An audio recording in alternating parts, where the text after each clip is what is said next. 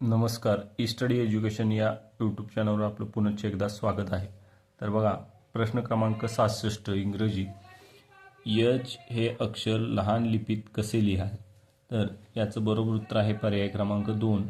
H हे अक्षर लहान लिपीत असे लिहिले जाते. प्रश्न क्रमांक 67. पी हे अक्षर असलेला शब्द कोणता?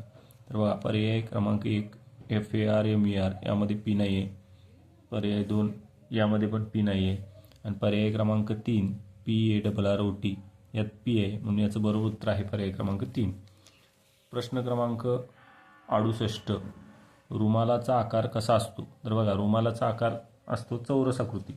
मग चौरसाला इंग्रजीमध्ये म्हणतात स्क्वेअर. SQUARE, स्क्वेअर म्हणजे चौरस, म्हणून याचं बरोबर उत्तर आहे पर्याय क्रमांक 1 स्क्वेअर. प्रश्न क्रमांक 69. पुढीलपैकी चुकीचा पर्याय कोणता? तर बघा, यामध्ये इंग्रजी अंक आणि इंग्रजी अंकांचा अक्षरामध्ये नाव दिलेलं आहे. तर बघा, पर्याय क्रमांक 1 28 बरोबर आहे. 64 बरोबर आहे.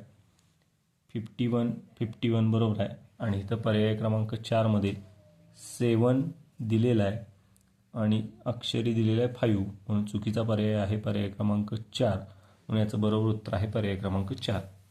प्रश्न क्रमांक 71. एप्रिल हा महिना खालीलपैकी कोणता? तर बघा, पर्याय क्रमांक 1 ऑगस्ट, पर्याय क्रमांक 2 एप्रिल, म्हणून याचं बरोबर उत्तर आहे पर्याय क्रमांक 2 एप्रिल. प्रश्न क्रमांक 72. रिकाम्या चौकोनात अक्षर वापरा. बघा, एक शब्द कोडे आहे. इथं आपण पर्यायानुसार गेलो. ए ठेवलं तर नाही जमत, आर ठेवलं शब्द बनत नाही, एन ठेवलं शब्द बनत नाही, आणि आपण पर्याय क्रमांक 4 ओ ठेवलं तर MONKEY मंकी आणि ORANGE ऑरेंज हे 2 शब्द बनतात आणि शब्दकोड पूर्ण होतं. याचं बरोबर उत्तर आहे पर्याय क्रमांक 4 ओ. प्रश्न क्रमांक 73. जर लिहिणे रायटिंग तर उड्या मारणे. पर्याय 1 रीडिंग म्हणजे वाचणे, आणि पर्याय क्रमांक 2 जम्पिंग म्हणजे उड्या मारणे, म्हणून याचं बरोबर उत्तर आहे पर्याय क्रमांक 2 जम्पिंग. प्रश्न क्रमांक 74. मानेला इंग्रजीमध्ये काय म्हणतात? बघा, पर्याय 1 लिप म्हणजे ओठ, पर्याय 2 HAND हँड म्हणजे हात, पर्याय क्रमांक 3 NECK नेक म्हणजे मान, म्हणून या प्रश्नाचं बरोबर उत्तर आहे पर्याय क्रमांक 3 नेक. प्रश्न क्रमांक 75.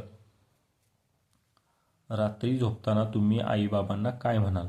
तर बघा, रात्री झोपताना आपण आईबाबांना काय म्हणाल? पर्याय क्रमांक 1 गुड नाईट, याचं बरोबर उत्तर आहे पर्याय क्रमांक 1 गुड नाईट.